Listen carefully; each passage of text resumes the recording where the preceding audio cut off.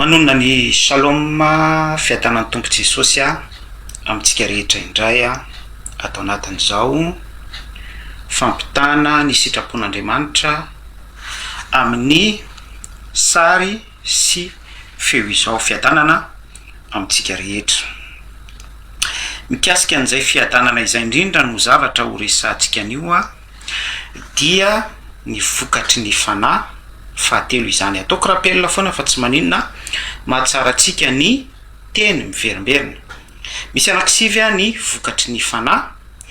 dia ny fitiavana, ny fifaliana, ny faharoa, ny fiadanana, ny fahatelo, ny faharipo, ny fahaefatra, fahadimy, famoram-panahy, fanaovan-tsoa, fahamarinana, fahalemem-panahy ary ny fahononam-po. Izay izy anankisivy vokatry ny fanahy. Anio isika dia iresaka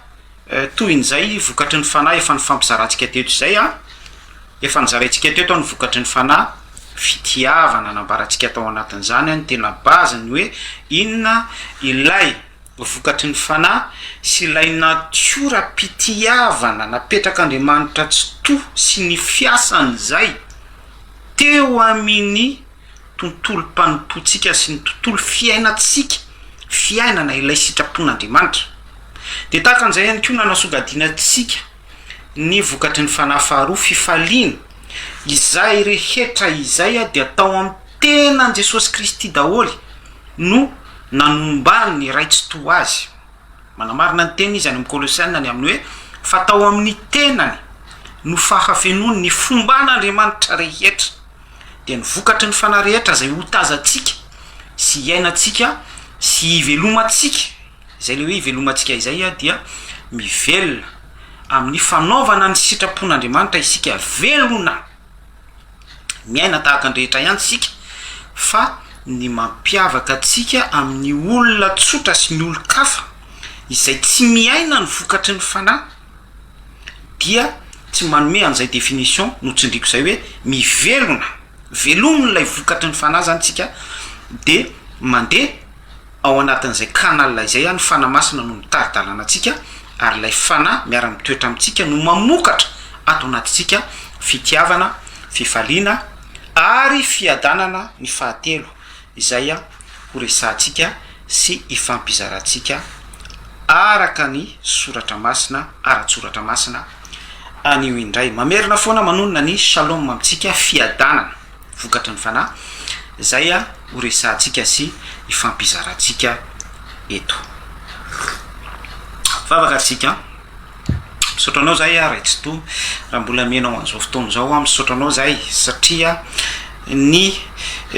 fahatsaranao zay nasehona ato amin'ny alalan'ny zanako ilay tokana Jesosy Kristy no mbola antom-pisinay sy antom-pahalalana ahafahanay mandrampo fandratona aminao indray amin'izao ora sy fotoana izao amin'ny alalan'ny teninao. Velarinao aminay ny teny, velarinao aminay ny soratra masina, velarinao aminay anio indray ny antsoina hoe vokatry ny fanahy fahatelo ao anatin'ny anankisivy. Mangataka betsaka anao zay tompo anositra ny teny, mangataka anao zay raha tsy toy hiasa amin'ny fahafenonao ianao ao anatin'ny tontolo mpizarana rehetra mandritra ary aoriana ihany koa. Tonono koa amin'ny tombo-kasehan'ny filazantsara fitsanganan Jesosy Kristy tamin'ny maty ho voninahitry ny ray tsy to ny fanambarana rehetra ny vavaka ihany koa. Mihaja sy ny dera dia anao rery ihany iao Elohim hatramin'ny taloha indrindra ankehitriny ary ho mandrakizay. Alleluia. Vokatry ny fanahy fiadanana zay zany no resantsika zokizandry sœur frère rahalahy sy ranabavy ao amin'ny tompo anio. Raha vao miresaka fiadanana izany isika dia amin'ny lafi-pijerentsika voalohany indrindra ny maso-pahitantsika maha-olombelona atsika de nature humaine dia resaka confort, resaka matériel, resaka vola, resaka zavatra tahaka an'izany. Izany no avy hatrany de mibahana be ao an-tsaintsika amin'ny maha-olombelona atsika satria izao fiainana izao tokoa dia mireklame an'izany.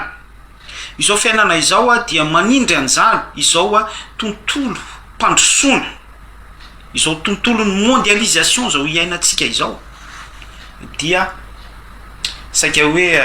tsindrina betsaka ao anatin'izao tontolo zao anatin'izao mondialisation zao fa raha te hiadany ianao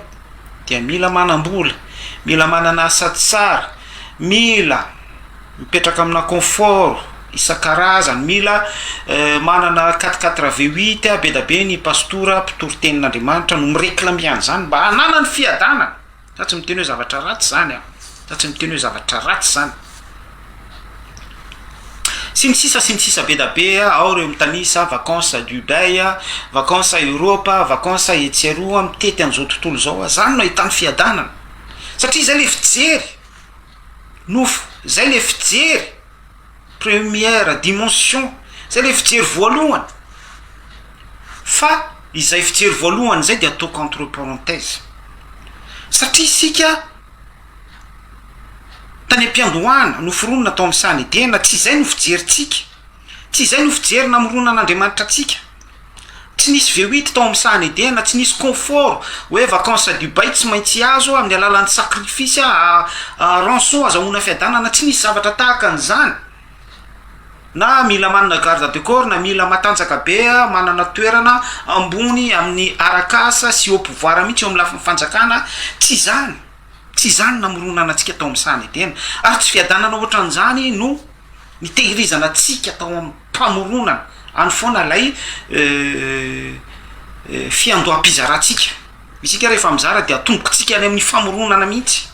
atombokontsika any amin'ny création, satria ny tanàn'Andriamanitra tsy tono antom-pamoronana. Donc zany ny zavatra izay zaraintsika ihany koa dia miainga amin'izay antom-pamoronana izay, miainga avy amin'ny fototra. Zany ny zavatra zaraintsika izany. Hoy ateo hoe isika dia mifantoka betsaka matetika amin'ny fijeriny maso, fijeriny nofo, fiadanana ara-nofo, zay zavatra takin'ny nofo.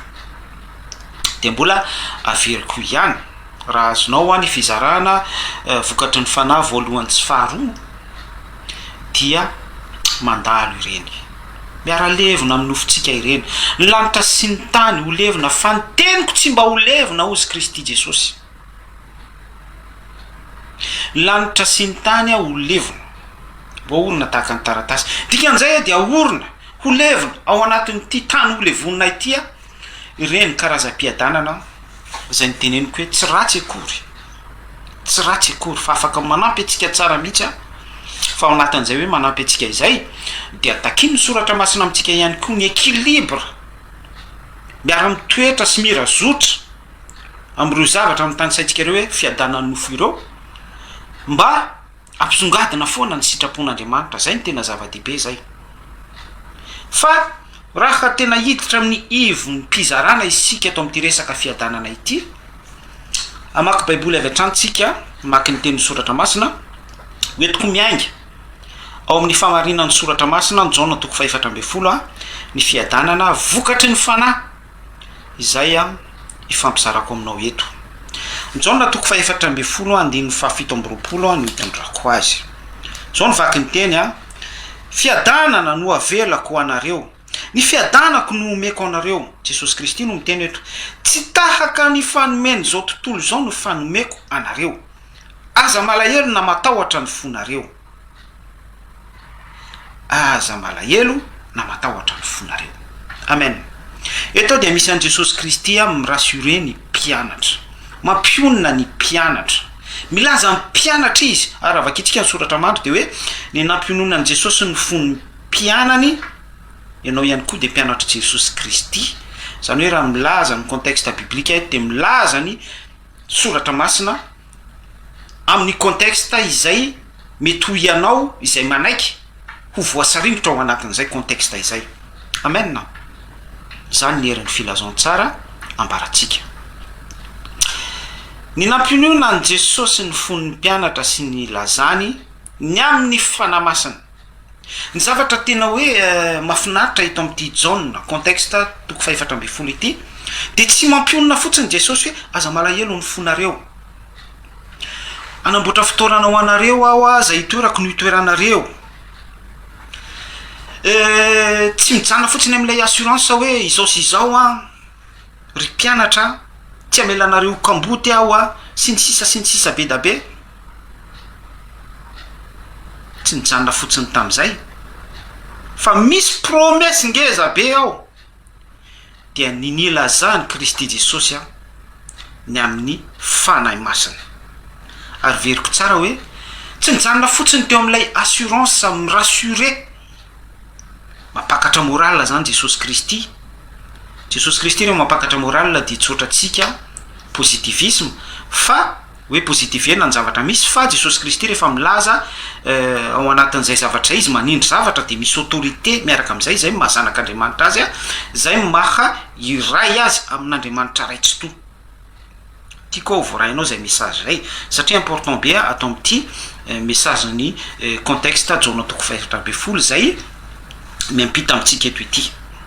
Tsy nijanona fotsiny amin'izay assurance izay fa misy filazany Jesosy Kristy ny amin'ny fanahy masina. Ary io fanahy masina io raha io no velabelariko amintsika sy ataoko tika teny amintsika dia io lay fiadanana vokatry ny fanahy eto amin'ity Jaona 4:17 ity. Satria raha mamaky isika manomboka eo hatrany amin'ny 2:20 zay nanomezany n'Andriamanitra tsy to ny fofonaina tamin'ny alalan'i Kristy Jesosy rehefa hiakatra ho any an-danitra izy, rehefa avy nampionina ny mpianatra izy dia hoy izy hoe raiso ny fofonaina, raiso ny fanahy masina, na elokiza no avelanareo dia avela izany, na elokiza kosa no tsy avelanareo dia tsy avela izany. Izay vahanareo ety an-tany dia vahana any an-danitra. Misy fiadanana ao anatin'izany sy misy fahefana, misy autorité divine. Izany lay vokatry ny fanahy ampitany ny soratra masina amintsika. Fiadanana eto. Averiko tsara hoe any amin'ny 2:20, any amin'ny Jaona 2:20 dia devoile mihitsy ny ampahany eto amin'ity Jaona 2:20 ity après any hoe mirassuré atsika Kristy Jesosy. Fa tsy najanony fotsiny tamin'izay hoe mirassuré atsika izay izy fa milaza izy ny amin'ny fanahy masina, ny amin'ny fiadanana. Manisy tombo-kase an'ilay fiadanana mihitsy Jesosy Kristy eo. Raha milaza fotsiny izy zany any amin'ny 2:20 raha vakitsika efa nivakitsika eto hoe fiadanana no velako anareo, ny fiadanako nomeko anareo mirassuré ny mpianatra izy, tsy tahaka ny fanomeny zao tontolo zao ny fanomeko anareo. Dia any amin'ny Jaona 2:20 izy tena hoe manisy tombo-kase misele an'ilay fanambarana mihitsy arak'ilay contexte eto amin'ity Jaona 2:20 ity ny amin'ny hoe nampionina ny fon'ny mpianatra Jesosy Kristy ary nilaza ny amin'ny fanahy masina tsy nijanona filazana fotsiny fa tena natolony mihitsy raiso ny fanahy masina, raiso ny fofonaina zay vahanareo ety an-tany dia vahanareo any an-danitra. Na elokiza no avelanareo dia avela izany, na elokiza kosa no tsy avelanareo dia tsy avela izany. Izay la endrim-piadanana atosaky ny filazon-tsara tamin'ny alalan'i Kristy Jesosy ampitainy ny soratra masina amintsika izay anairako ny fijerinao sy anomezako fampaherezana sady mampahery ny tenako ihany koa ny alalan'ny soratra masina antsika rehetra. Sika mantsy raha miresaka an'ity fiadanana ity dia eo amin'ny côté spirituel fa tsy ilay ara-nofo hoe materiel sy ny sisa rehetra ara-bola sy ny zavatra ohatran'izany dia ohatrany hoe mijanona amina resaka thérapie fotsiny ny akamaroan'ny mpino. Tonga any am-piangonana izy dia tonga ao am-piangonana izy dia mirahira louange izy, mitery izy, tsy ratsy daholo zany rehetrarehetra izany miery toroteny izy, mandorakotra izy, ampahafolo-karena sy ny sisa rehetra araky ny fandresen-dahatra zay maharesy lahatra azy, miparticipe amina karazana hetsika ara-tsampana ao anatin'ny fiangonana izy, lehilahy lehibe, vehivavy lehibe, sekolelady sy ny sisa rehetra dia teraka amin'ny alalan'izay lay fiadanana ao anatiny tonga mazoto foana izy mamonjy vondrom-bavaka, tonga motive izy amin'izany rehetrarehetra izany satria misy fifamatorana amin'ny tenany sy ilay fiangonana zany hoe ao anatin'ilay endrika système dia lasa mahazo faka sy mahazo vahatra ao am'ilay toeram-pivoriana ao am'ilay toeram-piangonana izy zavatra tsy hoe ratsy akory ho azany fa tena tiako tsindrina sy ampitaina amitsika herin'ny filazon tsara lay teny Jesosy Kristy tamin'ny mpianatra mihintsy no detahian'ny soratra masina amitsika ary tokony isy fahatsapana ny anatitsika any ka hanokatra ny fotsika manoloana ny contexte nazavain'ny soratra masina tamintsika teo de miaraka amin'izay tokony ho resy lahatra isika sy tokony hiaiky ary tokony hatsapa satria olo dehibe daholo sika afaka micomprendre ny hevitry ny soratra masina dia amin'ny alalan'izay fahatsapana izay no mamela ny momba antsika rehetra hiasan'ny soratra masina mamela ny tenatsika ho atera raha izay no nazavako azy fa kosa miaiky sy manaika ny filazon-tsara akatoerana atao anatsika sy toetra atao anatsika anamarina ny contexte John 14 hatrany amin'ny John 20 ny amin'ny resaka assurance indrindra ny resaka ara-panahy ilay fofonaina roaka tafala tamitsika sy tafasaraka tamitsika tao amin'ny sahany edena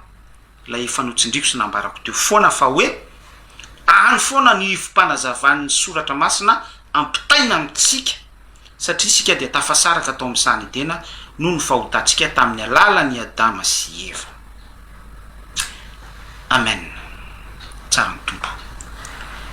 Atreo dia mino fa misy heviteny sy misy fahamarinana ao anatin'izay heviteny izay fonosin'ny soratra masina manasongadina ny amin'ilay contexte no resahana teo hoe assurance satria azadino fa hatrany amin'ny Jaona 2:20 dia nanambara mihitsy Kristy Jesosy hoe mahatsara nareo ny fialako niala Jesosy Kristy niala tamitsika izy zay nahatonga azy ny rassuré atsika zany hoe izao contexte misy atsika izao dia contexte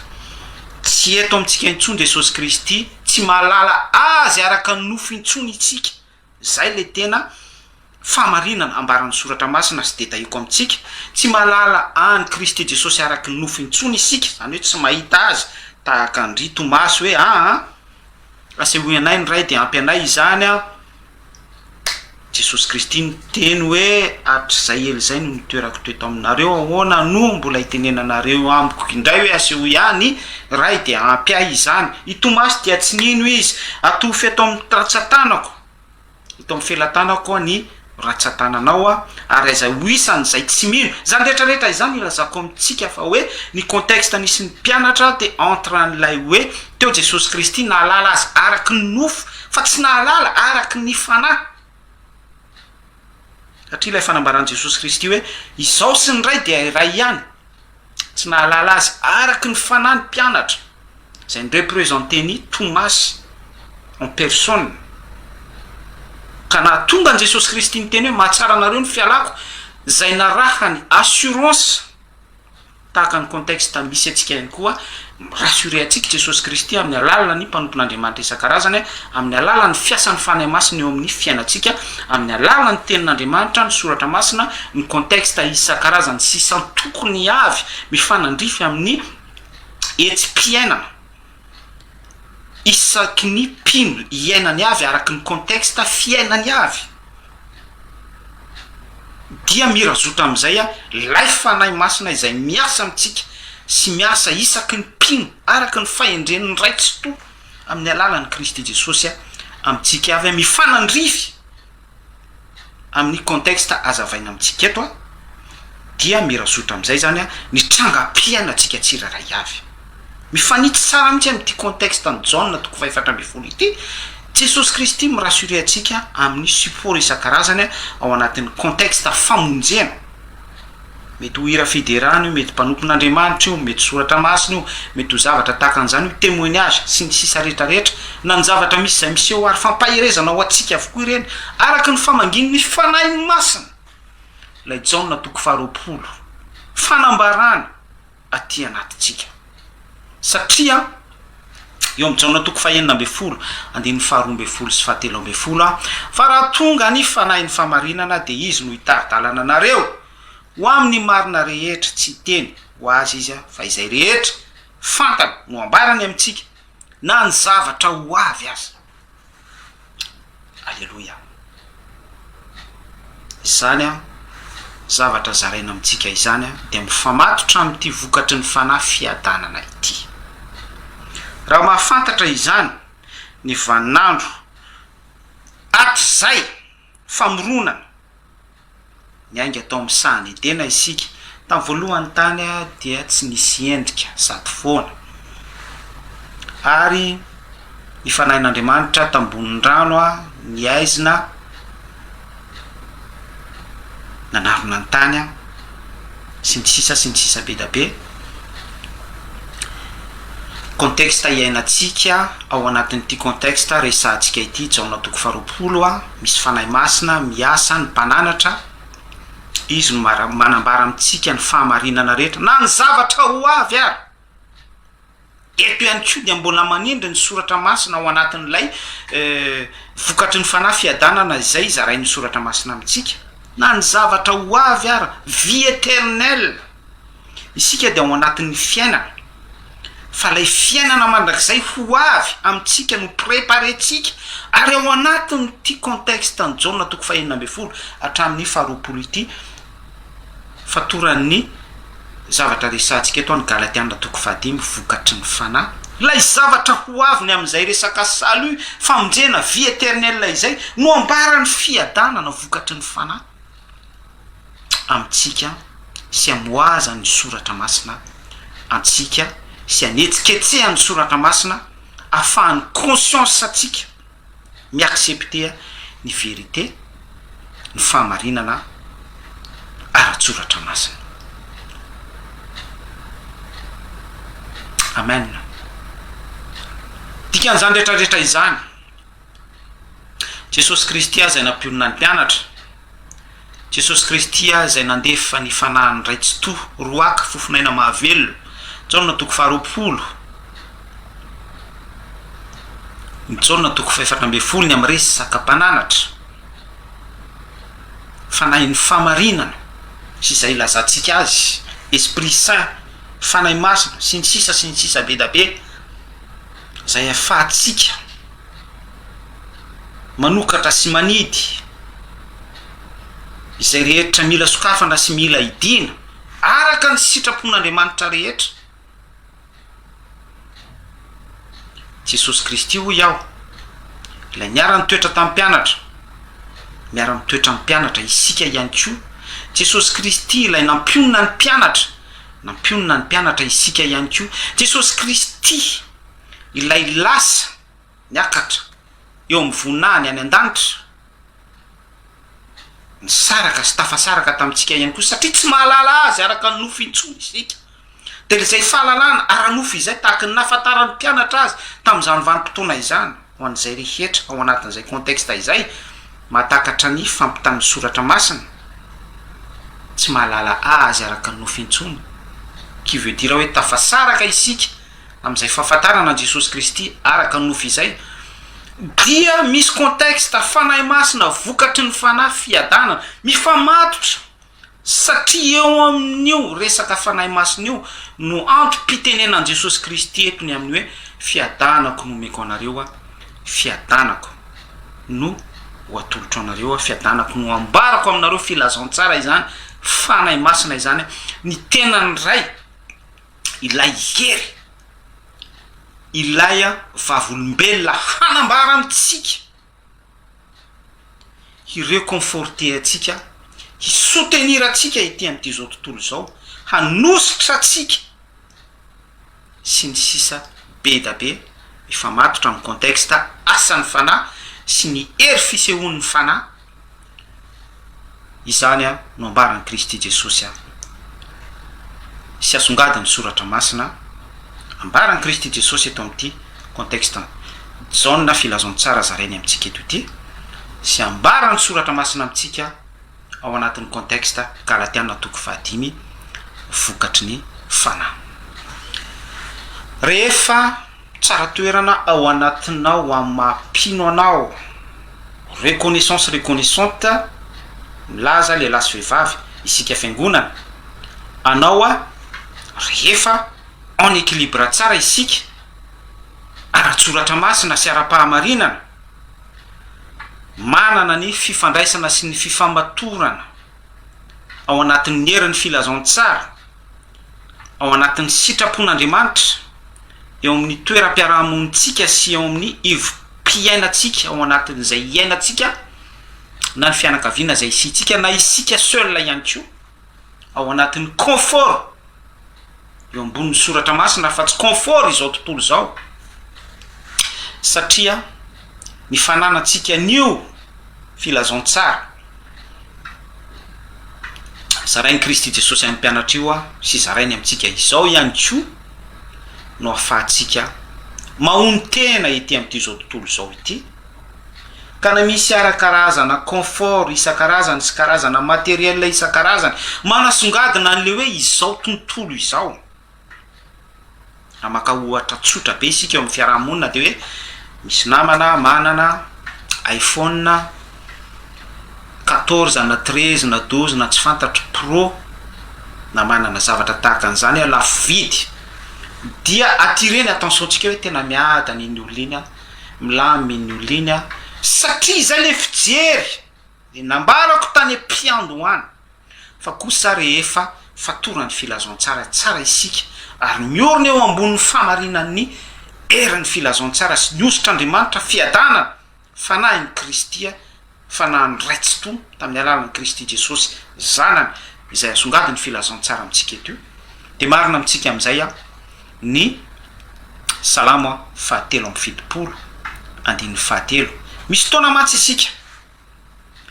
solafaka mahita an'izao tontolo zao ambinina, mahita an'izao tontolo zao ao anatin'ny fiadanana amin'le concept hoe miadana izy a selon an'ilay confort izao tontolo zao. Ary zay le ambara am'mpanao Salamo hoe saiko solafaka nahita ny ratsy fanahy izao tontolo zao a miadana sy ambinina. Salamo 7:7 andininy 7 atsika rehetra zany. Amara-paranako azy a dia ny Filipianina 4 tenin'Andriamanitra tsara be mihitsy izy ity. Filipianina 4 andininy 7. Fa toy izao ny anaran'i Jesosy Kristy ary ny fiadanan'Andriamanitra zay mihoatra noho ny fahalalana rehetra hiaro ny fonareo sy ny hevitrareo a ao amin'ny Kristy Jesosy. Amen. Ary ny fiadanany Yahweh Elohim Andriamanitra tsy to Jehovah Andriamanitra zay mihoatra noho ny fahalalana rehetra, mihoatra noho ny connaissance générale, mihoatra noho ny fandrosoana zao tontolo zao lay miresahantsika ohatra ampahany teo ny amin'ny fiadanana confort, iPhone, ny matériel, ny tobile luxe, Tesla sy ny 4x4 V8 zay tomanin'ny pasteur isan-karazany sy ny vola be izay tsy mampitombona ny artiste be da be isan-karazany eto Madagasikara ohatra, mahatonga azy ireo hivarotra mifanany amin'ny resaka concert, fampandizana, fitombenana sy ny fampiritsahana pataloha sy ny isatsokajiny avy hatrany amin'ny androm-panjakana farany ambony any hatraty amin'ny vahoaka madinika, lasa mpangalatra voamaso sy ny any amin'ny faratapony a, mpangalatra fahefana sy ny sisa be da be izay tsy tiako tandritsaina eto. Saiko solafaka isika Salamo 73 andininy 7 mahita ny zao tontolo zao ambinina amin'ny confortny sy ny fiadanana. Fa izaho kosa androany dia manao rappel amintsika ny amin'ny fanomezan'i Jesosy Kristy vokatry ny fanahy avy ao amin'ny raitsi-to tamin'ny alalan'i Kristy Jesosy zanany a, dia ilay fiadanana zay zarainy ny soratra masina amintsika eto a, tsindriny ny bokin'ny Filipianina fanambaran'ny Paoly eto hoe ny fiadanan'Andriamanitra raitsi-to izay mihoatra n'izany rehetrarehetra izany hiaro ny fotsika sy ny fiheveratsika ao amin'ny Kristy Jesosy. Ahoana ny fipetraka izany? Manamarina ny zavatra nozaraiko taminao teo a fa